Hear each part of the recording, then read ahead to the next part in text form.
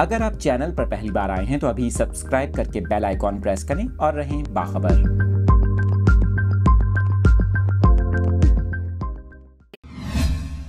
मज़ीद details share करेंगे अपने नाज़रीन के साथ। इस खबर से मुतालिक माह रमज़ान के लिए वफाकी सरकारी दफातर के औकात कार्ड जारी कर दिए गए हैं। आपको बताएं कि हुकूमत की जानिब से जारी अलामिया के मुताबिक रमज़ानुल मुबारक में वफाकी सरकारी दफातर के औकात कार्ड पीर से जुमेरात तक सुबह 7:30 बजे से लेकर दिन 1:30 बजे तक होंगे, जबकि जुम्मे को वफाकी सरकारी दफातर के औकात सुबह 7:30 बजे से लेकर दिन 12 बजे तक होंगे, जबकि हफ्ते और इतवार के रोज़ आम तातील होगी।